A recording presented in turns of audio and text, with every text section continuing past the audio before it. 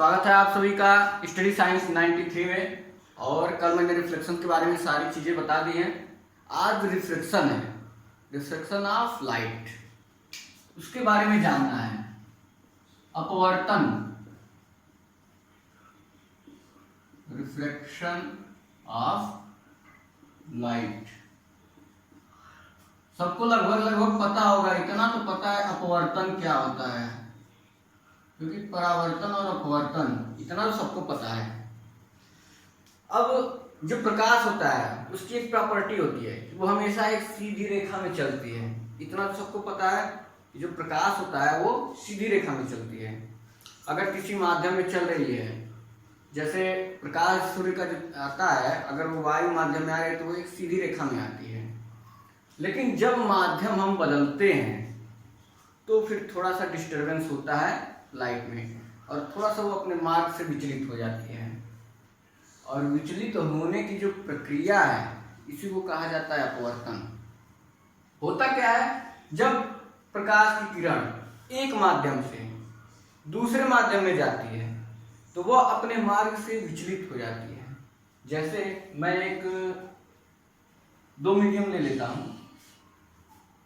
ये मीडियम का सरफेस हो गया।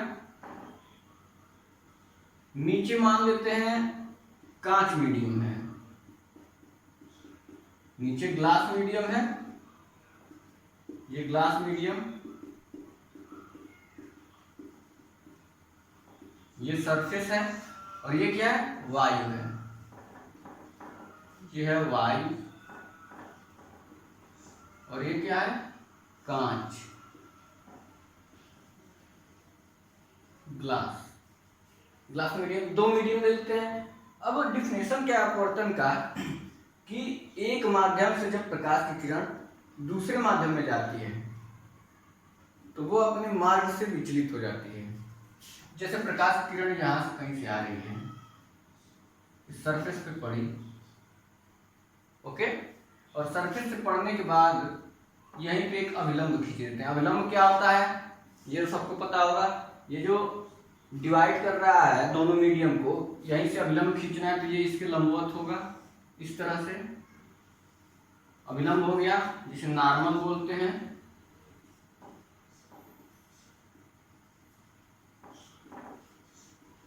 नॉर्मल। प्रकाश की किरण चली और ये यहां से सीधे ना जाकर के अपने मार्ग से विचलित हो जाती है। सीधे ना जाकर के थोड़ा सा विचलित हो जाती है, ये मार्ग से विचलित हो जाती है। और इसी प्रक्रिया को कहा जाता है प्रकाश का अपवर्तन या फिर रिफ्लेक्शन ऑफ लाइट। फिगर में लग रहा है कि विचलित हो रही है, थोड़ा बहुत लग रहा है। मैं थोड़ा और स्पष्ट कर देता हूं इसको, थोड़ा सा विचलन और दिखा दिया जाए। अब विचलन लग रहा है कि हाँ थोड़ा विचलन हुआ है, फिगर से भी लग रहा है। ये क्या है, प्रकाश की किरण यहाँ आ रही है तो इसको क्या बोलेंगे, जो प्रकाश की किरण आती है उसको क्या बोलते हैं, आपतित किरण, ओ ए। ये ओ ए जो रेज है इसको क्या बोलेंगे, इंसिडेंट रेज या फिर आपतित किरण। आपतित किरण, इंसिडेंट रे। और ये जो अपवर्तन के पश्चात जा रही है ए बी, इसको क्या बोलेंगे, अपवर्तित किरण। इसको क्या बोलेंगे, जिसको रिफ्लेक्शन वाला चैप्टर तैयार है, परावर्तन, उसके लिए तो ये कुछ नहीं है। उसको समझिए कि ये चैप्टर याद हो गया आज के लेक्चर में। रिफ्लेक्टेड रेज, एंगल इंसिडेंट वाला ये, तो एंगल ऑफ इंसिडेंट आई हो गया। रिफ्लेक्शन है तो आर हो गया, एंगल ऑफ रिफ्लेक्शन आर हो गया। मतलब क्या बोलेंगे, आपतन कोण। इसको क्या बोलेंगे, आपतन कोण। फिगर ही तो मस्ट है, उसमें भी फिगर ही मस्ट था, इसमें भी वही है। ये अपवर्तन कोण, ये जो आर है इसको क्या बोलेंगे, अपवर्तन कोण हो गया। एंगल ऑफ रिफ्रैक्शन हो गया, एंगल ऑफ इंसिडेंट हो गया। इसके बाद से और क्या इसके बारे में जानना है, एंगल हो गया, ये आपतित किरण आ रही है और अपवर्तन के बाद अपने मार्ग से विचलित हो जाती है। ये जो माध्यम है, माध्यम ये 1 है, 1, और इसको क्या बोलेंगे, माध्यम 2। सघन कौन है, विरल कौन है, ये चीजें भी आती हैं। Denser medium, rarer medium. सघन का मतलब क्या होता है, नाम से ही थोड़ा सोचेगा। डेंसर, डेंसिटी जिसकी ज्यादा हो। सघन मतलब बहुत ज्यादा पास पास, जिसमें मॉलिक्यूल बहुत ज्यादा पास पास होगा। डेंस होगी जिसकी, जो भी मीडियम है वो डेंस है, उसको बोलेंगे सघन। कौन सा मीडियम डेंस है, वायु वाला या फिर कांच वाला। किसमें मॉलिक्यूल एकदम पास पास होते हैं, वायु में या कांच में। कांच में होते हैं, कांच में मॉलिक्यूल एकदम पास पास होते हैं, बहुत ही डेंसिटी इसकी हाई होती है, इसकी अपेक्षा हाई होती है, तो इसको बोलेंगे डेंसर मीडियम। कांच को क्या बोलेंगे, डेंसर मीडियम या फिर सघन। और ये क्या है, विरल, इसको क्या बोलेंगे, विरल या फिर रेयरर, रेयरर मीडियम। ये हो गया, और ये हो गया डेंसर मीडियम। अपवर्तन में सारी चीजें आपके सामने है, क्या होता है, आपतित किरण, अपवर्तित किरण, आपतन कोण, अपवर्तन कोण, सघन माध्यम, विरल माध्यम, अविलंब, सब कुछ आपके सामने इस फिगर में दिख गया।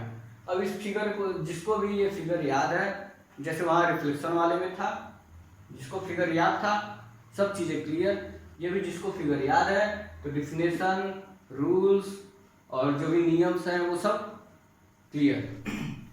अब इसके बाद से इसके बारे में और कुछ जानना है, सब कुछ तो जान लिया, सघन माध्यम, विरल माध्यम। हाँ, जब प्रकाश एक माध्यम से दूसरे माध्यम में, या फिर कह सकते हैं विरल माध्यम से सघन माध्यम में जब जाती है तो कब वो अविलंब की ओर झुकती है, कब अविलंब से दूर जाती है। ये एक चीज थोड़ा ध्यान देने वाली चीज है। कई लोग कंफ्यूजन में रहते हैं, भूल जाते हैं कि कब दूर गई कब पास आई। कौन, किरण, किरण मतलब ये अपवर्तित किरण।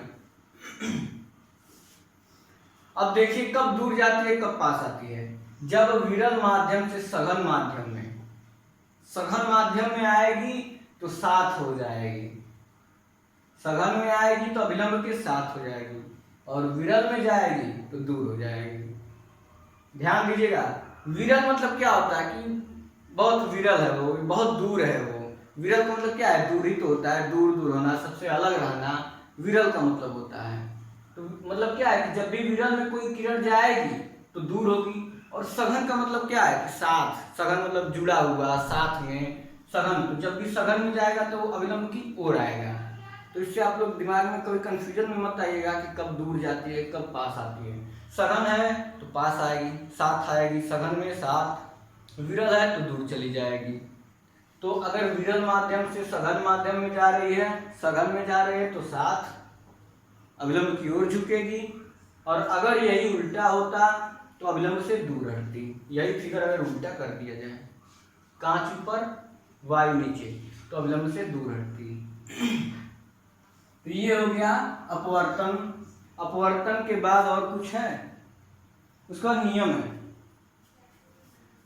नियम अपवर्तन के, परावर्तन के 2 नियम याद है, अपवर्तन के भी 2 नियम।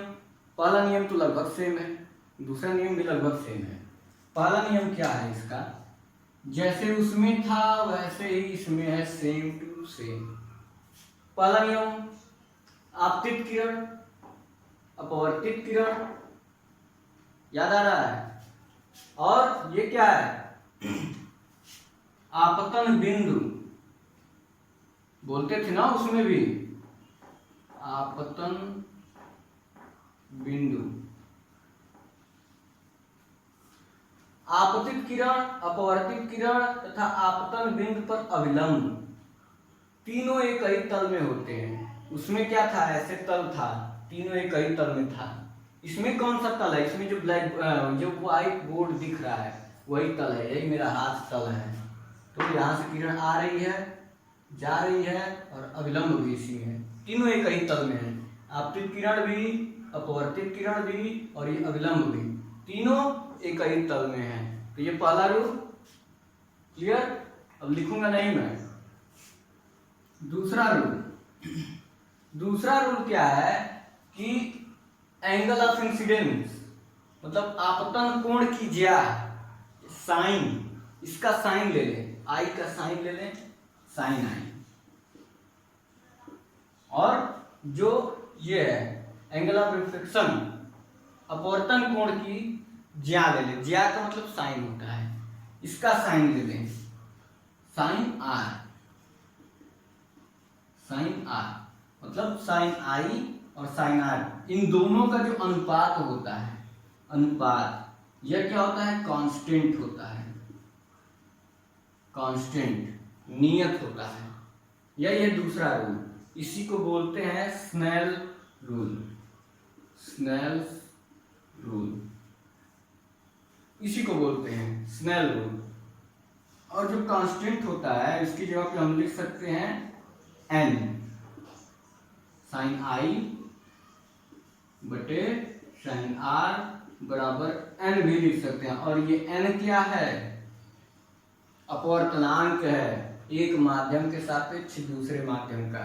इसमें पहला माध्यम वायु है, दूसरा माध्यम कांच है, तो वायु के सापेक्ष कांच का अपवर्तनांक एम जिसको बोलते हैं। इसको और अच्छी तरीके से लिख सकते हैं, वायु के सापेक्ष, वायु को डिनोट किया जाता है ए से, एयर, कांच को डिनोट किया जाता है जी से, तो वायु के सापेक्ष एन से अपवर्तनांक को डिनोट किया जाता है, वायु के सापेक्ष कांच का अपवर्तनांक ए एन जी भी लिख सकते हैं या फिर एन भी लिख सकते हैं।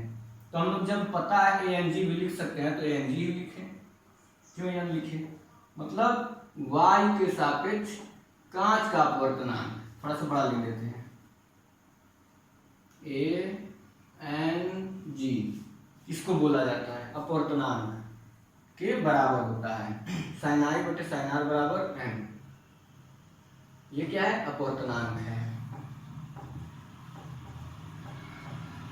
अपवर्तनांक। रिफ्रैक्टिव इंडेक्स बोलते हैं, रिफ्रैक्टिव इंडेक्स इसको बोला जाता है। तो अपवर्तनांक भी आप लोग जान गए, क्या क्या जान गए, दोनों नियम जान गए अपवर्तन का, अपवर्तन होता क्या है, इसमें जितने भी टर्म आ रहे हैं सब कुछ जान गए, डेंसर मीडियम, रेयर मीडियम, ये दोनों नियम, स्नेल्स रूल, अपवर्तनांक। इसके बाद बचा क्या है, लगभग खत्म हो चुका है, जो मेन डिफिनेशन या फिर इसका डिस्क्रिप्शन है जो सब खत्म हो चुका है इसका। अब बचा क्या है, आगे देख लेते हैं। हाँ, एक चीज और दिया हुआ है कि जो अपवर्तनांक है, पहले माध्यम का अपवर्तनांक, पहले इसको साफ कर लेते हैं, बहुत ज्यादा जो व्हाइट बोर्ड है ये भी डेंसर हो गया है बहुत ज्यादा, इसको भी थोड़ा सा रेयर में करते हैं।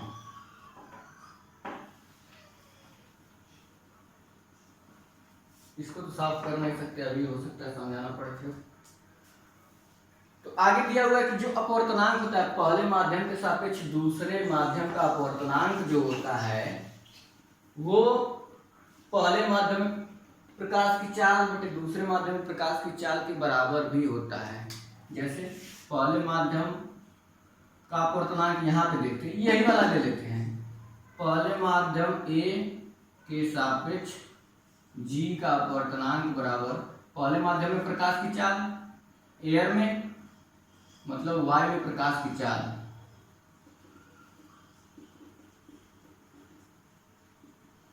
प्रकाश की चाल किससे डिनोट करते हैं, सी से। कितना होता है ये भी पता है, 3×10⁻⁷ मीटर पर सेकेंड निर्वात में होता है, वायु में थोड़ा सा कम होगा। और दूसरा माध्यम क्या है? जी, कांच में प्रकाश की चाल। प्रकाश की चाल, इसको किससे डिनोट करें? मान लीजिए v से, तो c बट्टे v हो जाता है ए एन जी बराबर, ये भी एक रिलेशन है, पहले माध्यम के सापेक्ष दूसरे माध्यम का अपवर्तनांक बराबर पहले माध्यम में प्रकाश की चाल बटे दूसरे माध्यम में प्रकाश की चाल, ये भी एक रिलेशन है।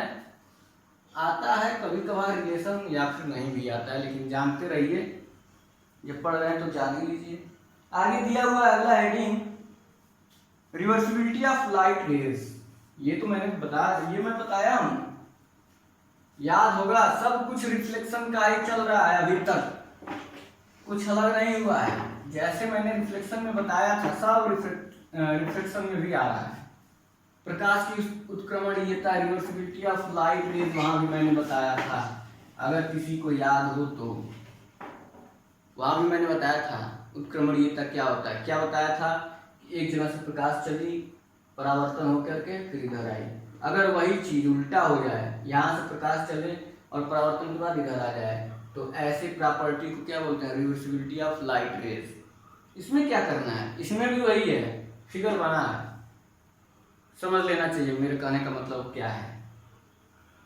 रिवर्सिबिलिटी ऑफ लाइट रेज, इसमें क्या होगा? कहने का उनका मतलब यह है कि अगर प्रकाश यहाँ से चले तो फिर सघन माध्यम में आगे थोड़ा सा अविलंब की ओर झुक गई, सघन माध्यम में आई। इसी को अगर उल्टा कर दिया जाए, सघन माध्यम से प्रकाश की किरण चल रही है तो विरल में जाएगी तो क्या होगा? थोड़ा सा दूर होगा कि नहीं होगा? अगर किरण इधर से जाए, बी ए से जाए तो क्या होगा? विरल माध्यम में जाएगी सघन से, विरल मतलब दूर, तो ये अविलंब से दूर हटेगी, ये भी दूर हट रहा है, दूर हट जाएगी। वही चीज है, इसी को बोलते हैं, इसी प्रॉपर्टी को बोलते हैं प्रकाश की रिवर्सिबिलिटी की प्रॉपर्टी है ये, मतलब रिवर्सिबिलिटी ऑफ लाइट रेज, यही प्रॉपर्टी देख लीजिएगा बुक में अच्छी तरह से लिखा हुआ है। मेरे जो उसमें समझाने का मतलब है वो यही है, यही चीज लिखा है ऐसे ही कि पहले इधर से गई, इधर आ गई, फिर बी एक किरण है, फिर इधर चली गई, जो एंगल है वो लगभग सेम है, वही चीज दिया हुआ है। हाँ, रिवर्सिबिलिटी से उन्होंने एक वो रिलेशन भी निकाला है, देख लीजिए क्या है। अगर मान लीजिए इधर से प्रकाश की किरण चल रही है, इधर से चल रही है, तो ए एन जी बराबर क्या होगा? स्नेल वाला रूल लगा रहा हूं मैं, साइन आई बटे साइन आर। अब इसी का उल्टा, प्रकाश की किरण अगर इधर से चल रही है, इधर से चल रही है तो क्या होगा? ए एन जी था, अब जी एन ए होगा, क्योंकि अब इसके सापेक्ष इधर से चल रही है ना। इस फिगर को समझिए, उल्टा है ये फिगर, तो इसके सापेक्ष इसका अपवर्तनांक, कांच के सापेक्ष वायु का अपवर्तनांक, कांच के सापेक्ष वायु का अपवर्तनांक क्या हो जाएगा? अब साइन आर हो जाएगा, ये वाला एंगल ऑफ इंसिडेंस हो गया, जो आर है वो एंगल ऑफ इंसिडेंस हो गया, तो ऊपर साइन आर हो जाएगा और नीचे वो वाला होगा फिर एंगल ऑफ रिफ्लेक्शन, साइन आई हो गया। अब देखिए दोनों इक्वेशंस को ध्यान से देखिए, कुछ रिलेशन निकल रहा है। अगर इन दोनों का गुणा कर दिया जाए क्या होगा? A N G into G N A, क्या होगा? ए एन जी की वैल्यू साइन आई बटे साइन आर, और ये क्या है? साइन आर बटे साइन आई, कट रहा है और किसके बराबर आ रहा है? 1 के बराबर। इसका मतलब क्या है कि ए एन जी ये इज इक्वल टू 1 बट्टे जी एन ए के। अब यहाँ से सवाल दिया जाता है, अक्सर पूछ देता है कि वायु के सापेक्ष ग्लास का अपवर्तनांक कितना है, तो फिर इसका क्या होगा? क्या बोलते हैं? हाँ, ग्लास के सापेक्ष वायु का अपवर्तनांक पूछ देता है। जैसे दे देता है कि वायु के सापेक्ष ग्लास का अपवर्तनांक 3/4 है, ए एन जी 3/4 है, वायु के सापेक्ष ग्लास का अपवर्तनांक 3/4 है, और पूछ देता है कि ग्लास के सापेक्ष वायु का अपवर्तनांक कितना होगा, GNA पूछ देता है। तो क्या होगा, GNA बराबर क्या हो जाएगा, GNA बराबर 1/ANG, मतलब उल्टा हो जाएगा। तो ग्लास के सापेक्ष वायु का अपवर्तनांक क्या हो जाएगा, 4/3 हो जाता है। ये सवाल आता है, न्यूमेरिकल ऐसा आता है, आएगा भी, और मुझे लगता है शायद वो बताने की जरूरत भी नहीं पड़ेगी अब, क्योंकि मैं बता चुका हूँ, इसी का उल्टा हो जाता है। इसके बाद से अगला टॉपिक क्या है, क्रांतिक कोण और पूर्ण आंतरिक परावर्तन। बहुत इंटरेस्टिंग है। मुझे तो ये दोनों जो चैप्टर है, रिफ्लेक्शन और रिफ्रैक्शन ऑफ लाइट, सबसे मतलब जितना भी पढ़ाया जाए तो बहुत ही इंटरेस्टिंग, कभी बोरिंग लग ही नहीं सकता। और बोरिंग न लगने के साथ साथ आसान भी बहुत है। एक बार अगर पढ़ लिया तो वो याद हो जाता है, सारी चीजें याद हो जाती हैं। इसके बाद से चलते हैं जल्दी जल्दी थोड़ा क्रांतिक कोण और पूर्ण आंतरिक परावर्तन पे। क्रांतिक कोण बोले तो क्रिटिकल एंगल, क्रिटिकल एंगल क्या होता है, क्रांतिक कोण। यहीं से फिर इसी फिगर से शुरू करना है, सब खेल इसी फिगर में है। क्रांतिक कोण में होता क्या है, इस फिगर को उल्टा करते हैं, तब थोड़ा अच्छी तरीके से समझ में आएगा। फिगर तो याद हो गया होगा।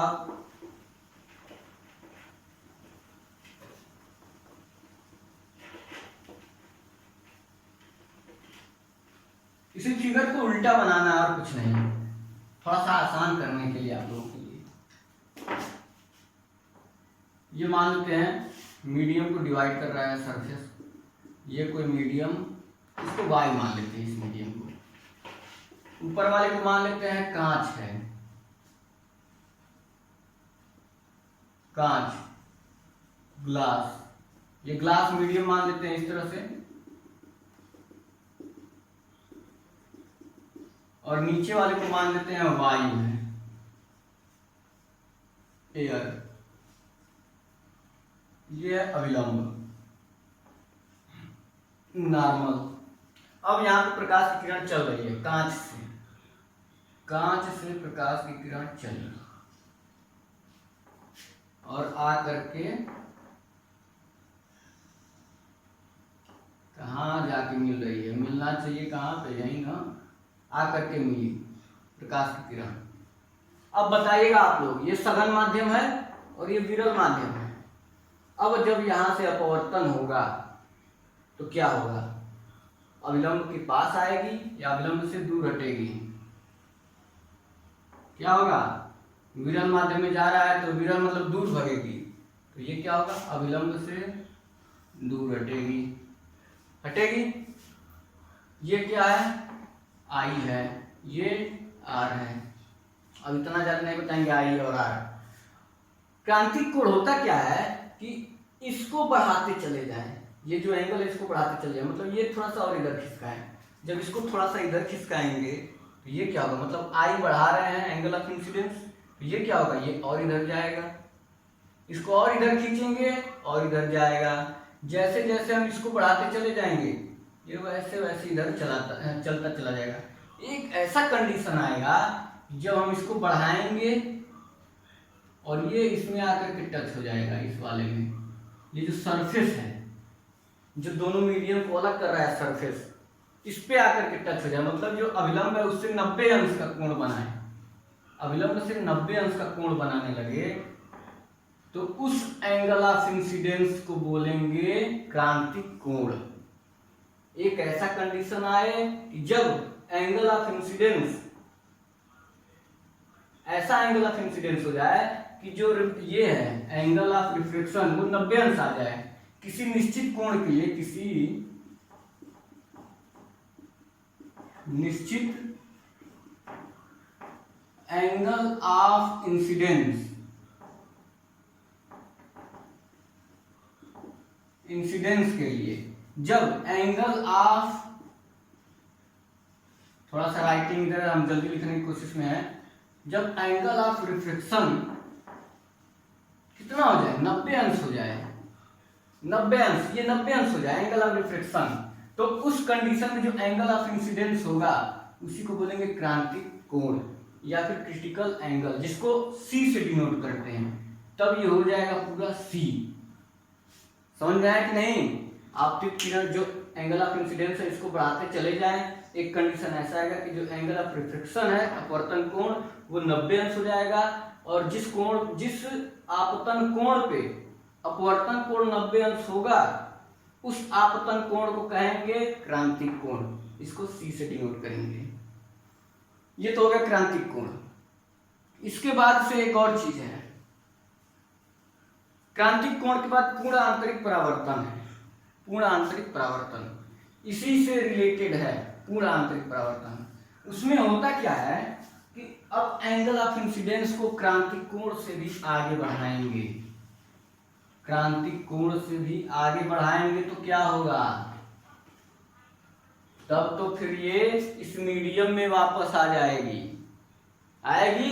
जब इसको अभी तो हम यहाँ पे लेके गए तो ये इस पे आ गई, इधर से खिसकते, लेकिन अगर हम थोड़ा सा और इसको नीचे कर दें तब क्या होगा, तब पूरा ये जो है इसी माध्यम में फिर वापस चली जाएगी। मतलब एक ऐसा एंगल ऑफ इंसिडेंस होगा, एक ऐसा अपवर्तन कोण होगा जिसमें प्रकाश का अपवर्तन नहीं होगा बल्कि पूरा प्रकाश परावर्तित तो हो जाएगी, इसी माध्यम में फिर परावर्तन हो जाएगा। तो उस एंगल को मतलब उसको बोलेंगे, वो जो अभिक्रिया हो रही है उस अभिक्रिया को, या फिर ये जो घटना हो रही है, अभिक्रिया नहीं घटना, इस घटना को बोलेंगे पूर्ण परावर्तन, पूर्ण आंतरिक परावर्तन। क्लियर है? एक बार फिर से सुन लीजिए, एंगल ऑफ इंसिडेंस को हम बढ़ाते चले जाएं और एक ऐसा कंडीशन आएगा कि जो अपवर्तन हो रहा है वो अपवर्तन नहीं होगा और पूरा प्रकाश का जो किरण है, प्रकाश की जो पूरी किरण है वो फिर से रिफ्लेक्शन में चली जाएगी, मतलब जिस माध्यम से भेज रहे हैं उसी माध्यम में वापस आ जाए, तो उस क्रिया को बोलते हैं पूर्ण आंतरिक परावर्तन। मतलब पूरा जो प्रकाश का किरण है इधर ना आकर के पूरा परावर्तन हो गया, इधर चला गया। ऐसी एक घटना भी होती है, ज्यों ही क्रांतिक कोण से अधिक करेंगे त्यों। और इसके लिए दो कंडीशंस है, वही कंडीशन कि एक पहला कंडीशन क्रांतिक कोण से अधिक होना चाहिए एंगल ऑफ इंसिडेंस, अपवर्तन कोण क्रांतिक कोण से अधिक होना चाहिए, वो तो बात सही है। क्रांतिक कोण पर रहेगा तो ये 90 अंश बनेगा, क्रांतिक कोण से जब अधिक करेंगे तभी वो अपवर्तन होगा, पूर्ण आंतरिक परावर्तन होगा। तो ये पहला कंडीशन। और दूसरा कंडीशन दिया है सघन माध्यम से विरल माध्यम में जाना चाहिए, ये भी सही है, क्योंकि जब सघन माध्यम से विरल माध्यम में जाएंगे तभी ये दूर हटेगी, तभी तो दूर हटेगी तो जल्दी पहुंचेगी। तो सघन माध्यम से विरल माध्यम में जाना चाहिए। ये हो गया आंतरिक परावर्तन का डिफिनेशन हो गया, पूर्ण आंतरिक परावर्तन। और कुछ बचा है इस चैप्टर में, एक बार देख लेते हैं कुछ बचा है कि नहीं। एक चीज दिया, एक लाइन दिया हुआ है, क्रांतिक कोण का जो मान है लाल रंग के लिए अधिकतम होता है और बैगनी के लिए न्यूनतम होता है। जो क्रांतिक कोण का मान होता है लाल रंग के लिए मैक्सिमम और बैगनी के लिए मिनिमम होता है क्रांतिक कोण। और कुछ चीज अपवर्तनांक तो खैर इसी का उल्टा हो जाएगा, तब ये तो खैर बताने की चीज है नहीं। अपवर्तनांक क्या हो जाएगा, रिफ्रैक्टिव इंडेक्स, इसी का उल्टा इंडेक्स। लाल रंग के लिए मिनिमम होगा और बैगनी के लिए मैक्सिमम। ये तो पता ही है, ये जो लाल रंग है ये कम, क्या कहते हैं, अपने स्थान से अपने मार्ग से कम विचलित होती है। लाल रंग अपने मार्ग से कम विचलित होती है। प्रिज्म में देखा, अभी पता नहीं प्रिज्म है कि नहीं, अगर होगा तो बताऊंगा मैं। लाल रंग प्रिज्म में कम विचलित होता है, इसलिए ये मिनिमम विचलन होगा, रिफ्रैक्टिव इंडेक्स कम आएगा। ये ज्यादा विचलित होती है इसलिए इसकी रिफ्रैक्टिव इंडेक्स जो है वो अधिक होती है। तो ये अपवर्तन का क्लास लगभग खत्म हो चुका है। एक दो सवाल है, वही ANG GNA इन सब पे एक दो सवाल है तो मैंने बता दिया उसको कैसे सॉल्व करेंगे। टाइम भी लगभग आधे घंटे हो चुके हैं। कोई दिक्कत इस चैप्टर में? फिगर अगर याद है तो अपवर्तन क्या होता है, परिभाषा, कौन कौन सी किरण है, क्रांतिक कोण, पूर्ण आंतरिक परावर्तन, सघन माध्यम, विरल माध्यम, सब कुछ खत्म हो चुका है। कोई चीज बचा नहीं। पूर्ण आंतरिक परावर्तन का कुछ एग्जाम्पल है, कुछ एग्जाम्पल दैनिक जीवन में उदाहरण दिया हुआ है, जिसमें दिया है जैसे जल में परखनली चमकीला दिखती है, जो चमकीली होती है परखनली जब देखते हैं। जैसे होता क्या है, जल में जब परखनली रखते हैं तिरछा करके तो इधर से देखते हैं परखनली पे पड़ता है, और फिर कभी आंतरिक परावर्तन के ही कारण होता है, उसको समझाना पड़ेगा। होता क्या है कि जब हम आंख से देखते हैं कोई परखनली, इस तरह से कोई परखनली है बीकर में, जल में, हम यहाँ कहीं से देख रहे हैं, प्रकाश किरण पड़ी, उसके बाद से ये क्या है, इसमें वायु है, लेकिन एक ऐसे एंगल से हम अगर देखते हैं तो पहले तो अपवर्तन होना चाहिए इसमें, लेकिन अपवर्तन न होकर के परावर्तन हो जाता है यहीं से, और जिस बिंदु से परावर्तन होता है वही चमकीला दिखने लगता है हमको। जिस एंगल से देखने पे परावर्तन पूर्ण होने लगता है वही चमकीला दिखने लगता है। एग्जाम्पल पढ़ेंगे तो आपको समझ में आएगा, बहुत ही आसान है वो। तो इसी तरह के पूर्ण आंतरिक परावर्तन के और भी एग्जाम्पल हैं, जैसे कांच में पड़ी दरार का चमकना, जो कांच चटक जाता है खिड़की तो उसमें वायु आ जाती है हल्की सी, तो वो भी चमकता है। देखते होंगे आप लोग धूप में, जो कांच है थोड़ा सा चटका हुआ है, जहाँ पे टूटा होता है वो चमकता रहता है, वो भी एक एग्जाम्पल इसी का है। फिर वो मरीचिका जो होते हैं रेगिस्तान में, उन सब का एग्जाम्पल भी है, वो सब पढ़ लीजिएगा। जैसे जहाज, पानी में जहाज होता है, वो देखने से ऊपर भी दिखता है उल्टा, तो वो भी क्या होता है, नीचे होता है, उल्टा ऊपर दिखता है, मतलब आंख बीच में है, एक नीचे एक ऊपर, मतलब रिफ्लेक्शन हो रहा है, आंतरिक परावर्तन हो रहा है, वो भी आप देखेंगे एग्जाम्पल।